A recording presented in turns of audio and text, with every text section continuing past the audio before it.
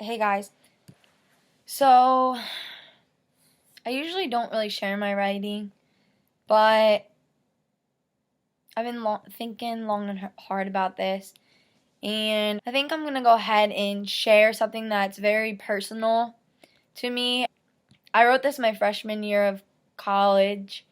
It was a time in my life when my anxiety was at an all-time high, and I really didn't know what to do. I was in a bad situation, and I wrote this. And then at the end of this, I'm going to go ahead and update you guys on my life now and where I've been, how my anxiety has been since I wrote this. Okay, so here it goes. I'm writing to talk about me. I seem to never do that. Not really, anyways. I've become very talented at hiding important things about myself, saying I'm fine, just tired, instead of talking about what is really bothering me. I don't like to burden other people with my problems, since I know that everyone has their own. They don't want or need to deal with mine. I find it extremely hard to sit down with someone and explain how I feel, especially when how I feel is completely lost, alone, and miserable. Writing about it, as I am doing now, may be the only way to convey the extent of my suffering, to detail what is really going on with me. I hope it works. Life has been good to me overall. I'm lucky to have a loving family. I had a great childhood. My parents supported me in every decision that I have made up to this point. I have been decorated with awards because of my sports and extracurricular activities. I have earned everything. I have some of the best friends in the world. I would call myself relatively popular because I am likable. And while all those things seem to be enough, and at times just thinking about them helps, it doesn't fully erase the fact that at this point in my life, I am very depressed. Not just sad or bummed out, but physically and emotionally depressed. Things that used to make me happy don't anymore. I used to love to write. I would relish the days when I could sit poolside and write stories. I wanted to be an English teacher so that I could someday share my writing and help other students. However, that dream is slipping away from me because I don't think I would be good enough. I also used to enjoy being with my friends and going out and having random adventures. I remember when we used to get in the car with no set plans, and it was like we waited for that car to end up somewhere. It felt dangerous, it was spontaneous, and I liked it. Now I feel like I have been staying home every night, and in my head I say it's my friend's fault, but there is nobody to blame but myself. I think the biggest reason I don't hang out with friends is because I am afraid to be the real me. This change in behavior startled me. I didn't understand it, not at first anyways. I blame the lack of energy from track practice, my lack of energy from schoolwork, whatever else my mind could justify blaming. But I am intelligent, and it didn't take me long to notice this pattern. The pattern of sadness that wasn't normal. I tried so hard to be positive, because that is usually who I am, a positive person. I tried to find the silver lining in the dark cloud, to find the good in the bad, but I couldn't. There was a period of time where I was crying on the way home from study halls, crying in the bathroom after class whenever I got the chance, and wanting nothing more than to just be at home with my family. Anywhere away from being stuck inside my thoughts was a place that actually made me happy. Being completely alone at school left me sad and stuck with my own destructive thoughts for 10 hours a night. I started to imagine hurting myself. I didn't want to die, but I knew that if I was somehow hurt or hospitalized, I wouldn't have to go to school. These thoughts terrified me. Once I realized what I was thinking, I would backtrack and try to stop myself from ever thinking that way again, which wasn't always successful. I didn't know what to do. I couldn't just quit because I wanted an education more than anything. If I just keep pushing, I would reach the point in which I would be allowed to transfer to another college. I would be happy then, hopefully. For a moment, time seemed to stand still, and I could see my life flashing before me as if it had up and ended altogether. I was already at the end of my rope, and this was the final thread wearing away. It's like a part of me snapped. Nothing mattered anymore, and I almost felt relieved. I stopped worrying, I stopped crying, I stopped stressing myself out. I gave up, and I had never felt better. Well, at least I thought I had given up. But truthfully, I hadn't, and I didn't see that until now. This second semester, I haven't missed one class.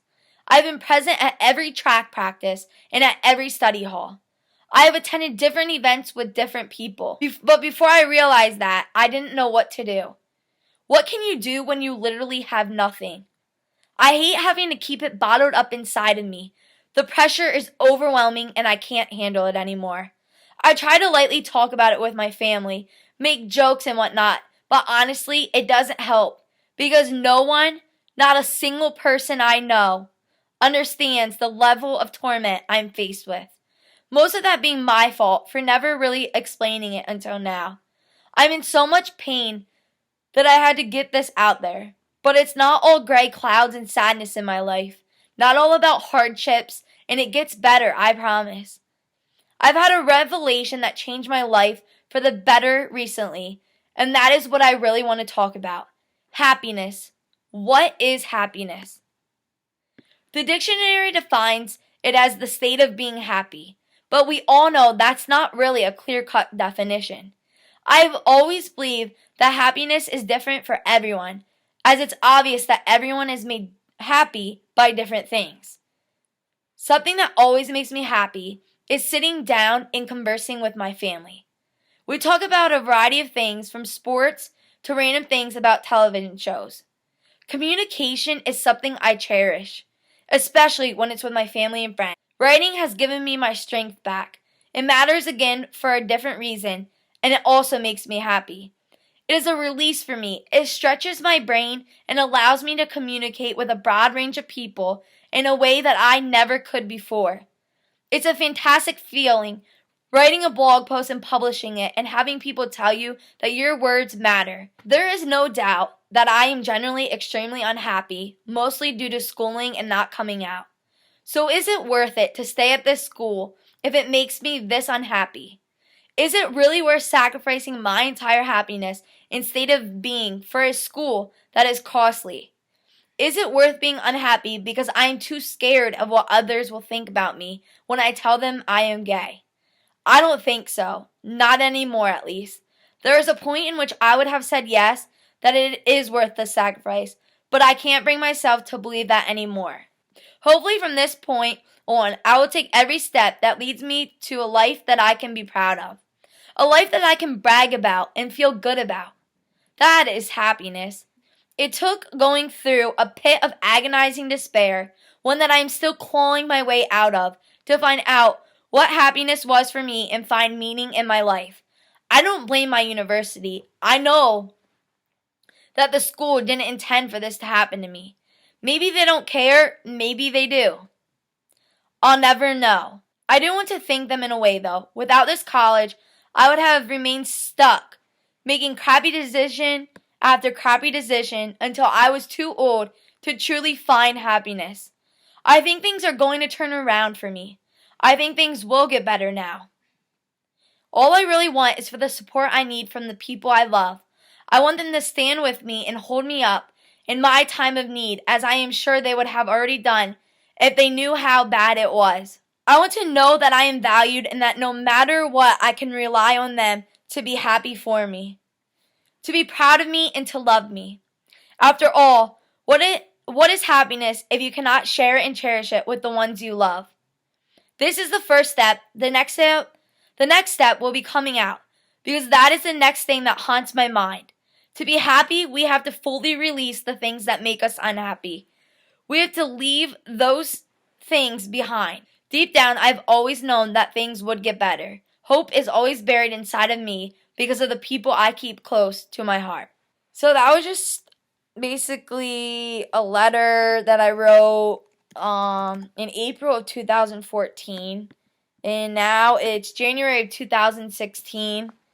I did end up transferring to Lock Haven University. I was there for a semester, and literally it was a whole different situation. And being at Lock Haven really, I can say, changed myself. I was there a semester, and then between leaving Misericordia and starting at Lock Haven, I met Kelsey, who's now my fiance. So I was at Lock Haven a semester, and then I decided to withdraw and move halfway across the country to go and live with Kelsey. And then in August, we moved back here. And for the most part, my life has been much better. That's just one writing that I did. And if you like this type of thing or want me to share more of my writing, just let me know. I have notebooks and notebooks full of writings. Or if you want to know anything about my anxiety or any situations that I've been through, just let me know. Other than that, I hope you guys have a great rest of the week, and I'll see you back here on Sunday. Bye, guys.